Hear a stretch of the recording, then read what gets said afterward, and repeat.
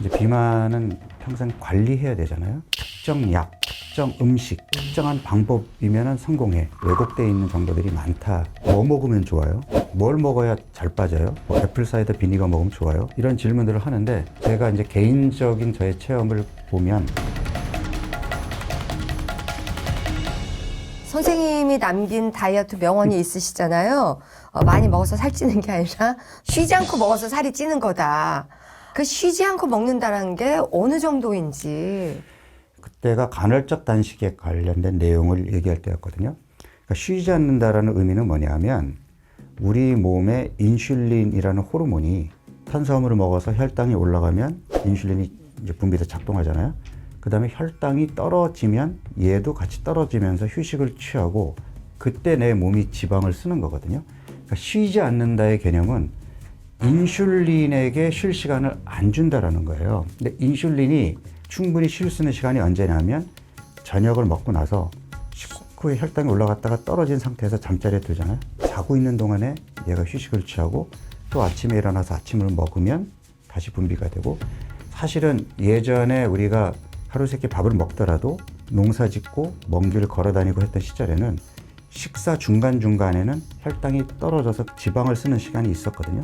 그게 인슐린이 쉬는 시간이에요. 근데 지금 현대인들은 깨어있는 시간 동안에는 인슐린이 쉴 시간이 없어요. 떨어지기가 무섭게 뭘 집어 먹거나 떨어지기도 전에 또 그 다음 끼니를 먹기 때문이죠. 그러면 쉴 수 있는 최적의 시간은 저녁 먹고 나서 그 다음날 아침까지의 그 공복인데, 이게 적어도 12시간 이상 유지가 되어야 내 몸의 생체 리듬이 건강하게 돌아가는데 현대인들의 반 이상이 12시간을 못 지켜요. 그러니까 우리 몸이 활동하는 시간이 있고 휴식과 수면을 취하는 시간이 있잖아요. 그러니까 우리 몸은 24시간 주기에 맞게끔 세팅이 돼 있는 거란 말이에요. 그러니까 낮에는 뭐 인슐린도 바쁘게 일을 해야 되지만 스트레스 호르몬도 이제 열심히 이제 분비를 하면서 나를 빠릿빠릿하게 해놔야 되고, 밤 시간에는 인슐린과 스트레스 호르몬은 바닥에 있으면서 멜라토닌이라는 호르몬이 작동을 하게 되고, 그러면서 내 몸을 수리하고 채울 거 채우고 면역 시스템을 재조정하고, 이런 시스템이 정상적으로 작동이 되어야 건강한 몸이에요. 이거를 서케디안 리듬이라고 하는데, 이게 실내등이 이제 켜져 있으니까 낮밤의 구분도 어려워졌고, 그러니까 뇌는 빛이 들어오면 낮이고 빛이 안 들어오면 밤이고, 뇌 이외에 우리 몸은 음식이 들어오면 낮이고 음식이 안 들어오면 밤이거든요.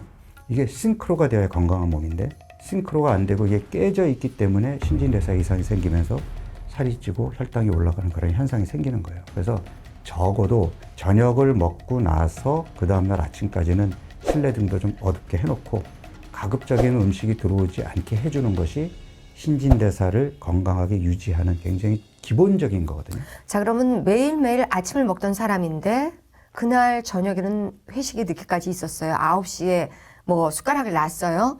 그럼 그 다음 날은 12시간이 되려면 아침을 거르더라도 간헐적 단식이 더 중요한 건가요?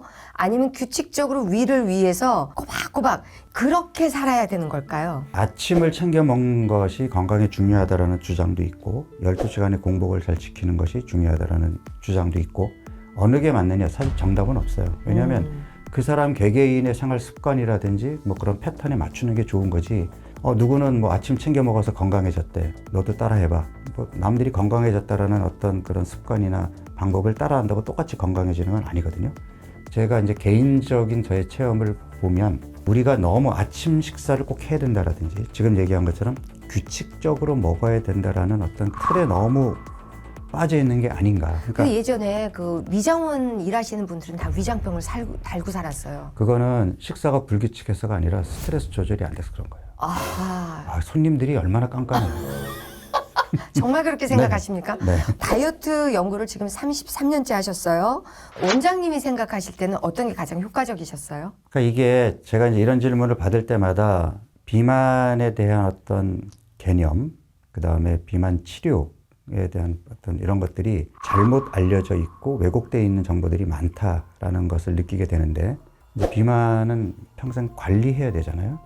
그러니까 관리라는 거는 꾸준하게 그냥 가는 건데 특정 약, 특정 음식, 특정한 방법이면 성공해. 그런 게 있을까요? 사람들이 뭐 먹으면 좋아요? 뭘 먹어야 잘 빠져요? 뭐 애플 사이다 비니거 먹으면 좋아요? 이런 질문들을 하는데 거꾸로 지방간에서 벗어나기 위해서 술과 설탕을 끊는 게 중요한 건데, 그러니까 뭘 안 먹을 생각을 하고 뭘 피할 생각은 하지 않고, 아니 나는 밀가루는 못 끊겠고 땅콩버터 먹으면 살 빠져요? 그러니까 내가 하기 쉽고 편한 것만 찾아서 방법이 없어요라고 물어보면 거기엔 해답이 없죠. 원장님은 서울대도 나오시고 뭐 자기 관리를 잘 하셨으니까 그렇지만 우리가 무슨 그렇게 낙이 있습니까? 타고나서 절제가 안 된다는데 그걸 좀 도움을 받자는데 약 하나 먹고 아니, 좀 배가 부르면 아니, 덜 먹을 수 있잖아요. 내가 이제 교정을 좀 하자면 네. 저도 술 좋아하고 그리고 맛집 찾아다니면서 살찔 수 있는 음식들을 먹잖아요. 근데 왜 이게 가능하냐면 건강한 몸에서는 몸에 안 좋은 음식을 먹더라도 내 몸이 그것을 어느 정도 처리한다는 거죠. 예를 들어서 간이 멀쩡하면 술을 좀 먹고 달달한 음식 먹는다고 뭐가 달라지겠어요. 그런데 이미 술이나 달달한 음식을 많이 먹어서 간에 기름이 끼고 배가 나오고 뭔가 그러니까 몸에 이상이 생겼단 말이에요. 그런 몸에 술이 들어가거나 달달한 음식이 들어가면 몸은 더 나빠지겠죠. 그러니까 내가 진짜 밀가루 음식을 너무 좋아하고 빵을 못 끊고 나는 스파게티 없이 못 산다면, 그런데 어느새 내 몸이 나이가 들면서 내가 좀 절제하지 않고 살다 보니까 배도 나오고 간에 기름도 꼈단 말이에요. 그러면 조금 정신 차리고 간에 있는 기름이 거쳐지고 뱃살이 좀 빠질 때까지만 참으면, 다시 예전의 건강한 몸으로 돌아오면 그때는 스파게티 먹어도 아무 문제가 없는데, 나는 그래도 스파게티 못 끊어 하고 계속 지방간을 더 나쁘게 만들고 배가 더 나오게 되면 궁극적으로는 내가 좋아하는 그런 음식들을 다 끊어야 되는 상황이 올 거거든요. 저 같으면 조금 힘들더라도 한 달 끊으면서 참아볼 것 같거든요. 평생을 즐기기 위해서. 거기에 대해서 약간 무지했던 사람들이 이런 것에 이제 중독화가 되는 거죠. 그렇죠.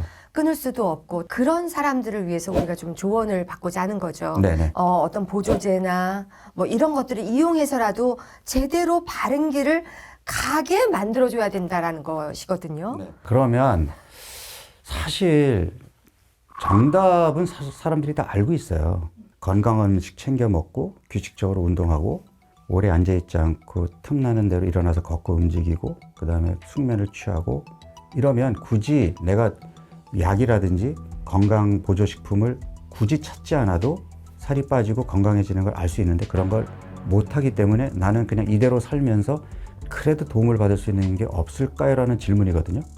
없어요. 없어요. 선생님의 가장 효과적인 다이어트는 1년에 한 달은 자기 몸을 위해서 쉬게 하라. 그것밖에는 없다라고 말씀을 강력하게 주장하시니까 한번 생각해 보시기 바랍니다. 네.